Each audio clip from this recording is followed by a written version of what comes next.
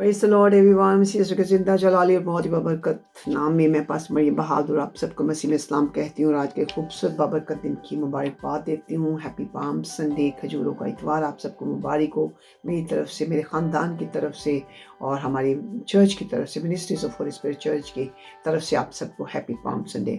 अज़ीज़ों, इस दिन के ताल्लुक से आए हम चंद बातों पर फिर दोबारा से गौर करें। हर साल हम जानते हैं मगर ज़रूरी है कि हम इनको दोबारा दोहराएं ताकि हम और हमारी नस्लें इस बात को ना भूलें कि हमारा खुदा जो बादशाहों का बादशाह है उसको यरूशलेम में शान इस्तकबाल क्यों दिया गया।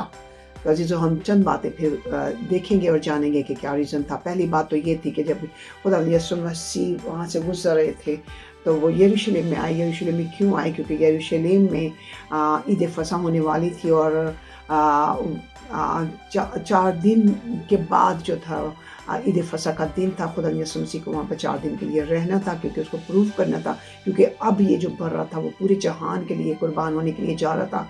जबकि हर साल ईद फसह की कुर्बानी बनी इसराइल कौम देती थी, जिसका जिक्र हम पुराने अहद में देखते हैं। लेकिन इस साल का ये बर्रा जो था वो पूरे जहान के लिए कुर्बान होने वाला था, वो एक ही था और वो यीशु मसीह था। और उसको प्रूव करना था 4 दिन वहाँ रह कर, क्योंकि उनका डिसिप्लिन था कि जो बर्रा कुर्बान किया जाएगा वो परफेक्ट होना चाहिए, कोई भी कमज़ोरी उसके बदन में नहीं होनी चाहिए। इसलिए खुदा यीशु मसीह 4 दिन वहाँ रहे। उसके बाद हम देखते हैं कि लोगों का हजूम क्या था, क्यों था इतना ज़्यादा? क्योंकि कुछ ही अरसे पहले लाजरस को ज़िंदा किया खुदा यीशु मसीह ने, जो कि 4 दिन का मुर्दा था और उनका ख्याल था कि 4 दिन का मुर्दा जो है वो कभी ज़िंदा नहीं हो सकता था। लोग चाहते थे कि वो यीशु मसीह को देखें और जाने कि कैसे ये वाक़या पेश आया, और लाजर को भी देखना चाहते थे। ये भी रीज़न था। और फिर हम देखते हैं कि खुदा यीशु मसीह को लोग बादशाह कह रहे थे कि वो सोच रहे थे कि ये बादशाह आ गया है और ये दाऊद की नस्ल से, और दाऊद ये पेशगोई भी की गई जिसका जिक्र हम दूसरे शमूएल 7वें बाब की 12वीं आयत में देखते हैं कि दाऊद की नस्ल से बादशाह ख़त्म नहीं होगी। इसलिए उनका ख्याल था कि यही वो बादशाह हैं और वो सोचते थे कि ये ज़मीनी बादशाह है। लेकिन कलाम बताता है यूहन्ना 18वें बाब की 36वीं आयत में कि खुदा यीशु मसीह इस ज़मीनी बादशाह के लिए बादशाह नहीं बना था, वो उसकी बादशाहत आसमानी थी और वो इसलिए सजमीन पर आया था कि वो आसमानी बादशाही में हम सबको दाखिल करे। और लेकिन लोगों का ख्याल था कि वो ज़मीनी बादशाही के लिए आया है, इसलिए वो से सोचते थे कि हमें रोमी गवर्नमेंट से, रोमी बादशाहत से रिहाई दिलाएगा, क्योंकि वो बहुत जुल्म और सितम उन पर करते थे। ये वजह थी कि लोग जोक दर जोक उनके पीछे थे। इसके बाद क्या हुआ? खुदावंद यीशु मसीह हम देखते हैं कि टेंपल में गए, हैकल में गए, लोगों के हजूम के साथ हैकल में गए। हैकल में क्यों गए? और वहां पर जाकर उन्होंने क्या किया? उन्होंने देखा कि हैकल में लोग तजारत कर रहे हैं, बिजनेस कर रहे हैं। खुदा यीशु मसीह को गुस्सा आया कि खुदा यीशु मसीह ने उनके तख्तों को उलट दिया। इसका जिक्र हम देखते हैं मरकज़ के 8वें बाब की 15वीं और 17वीं आयत में।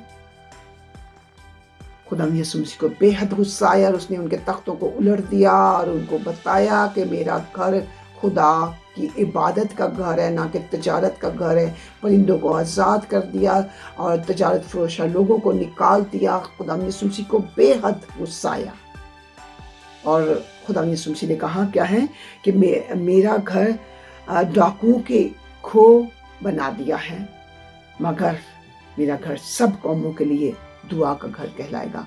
अजीज़ों, ये क्यों किया खुदा यीशु मसीह ने? खुदावंद का घर कौन सा है? हम सब जानते हैं खुदा यीशु मसीह ने क्या कहा कि तुम्हारा बदन मेरा मक़दस है। ये मेरे और आपके बदन की बात की खुदा यीशु मसीह ने, हमारा मक़दस पाक होना चाहिए। खुदा यीशु मसीह उसमें रहता है।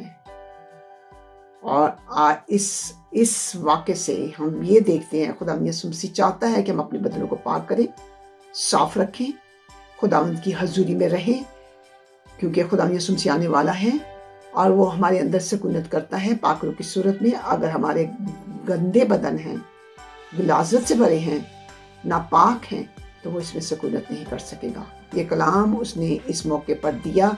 अब खुदावंद का रूह आएगा और वो क्या करेगा? तुम्हारे अंदर सकूनत करेगा। पाक रूह आया, उसने हमें अपना मक़दस बनाया। आज हम सब पाक रूह के दौर में हैं। मेरा और आपका बदन पाक रूह का मक़दस है। خداوند نے ہمیں یہ تعلیم دی کہ اپنے مقدس کو پاک رکھنا ہے، پاک کرنا ہے، کیونکہ اس کے بغیر ہم خدا کی بادشاہی میں داخل نہیں ہو سکتے۔ تو آج میں صرف شارٹ میسیج دینا چاہ رہی ہوں، بہت کچھ کہہ سکتے ہیں لیکن میں اس کو پرولونگ نہیں کرنا چاہ رہی۔ میں یہ بتانا چاہتی ہوں خداوند یسوع مسیح نے ہمیں سکھائے، یہ تعلیم دی کہ بادشاہوں کا بادشاہ خداوند زندہ خدا ہے، اور وہ ابدی بادشاہت کرنے کے لیے آیا، ہمیشہ کی زندگی کی بادشاہت کرنے کے لیے آیا، اور وہ آسمانی بادشاہی کے لیے آیا، جس کے لیے ہم سب نے اپنے آپ کو تیار کرنا ہے اور اپنے بدنوں کو تیار کرنا ہے، ان 10 کنواریوں میں سے 5 عقل مند کنواریوں کی طرح۔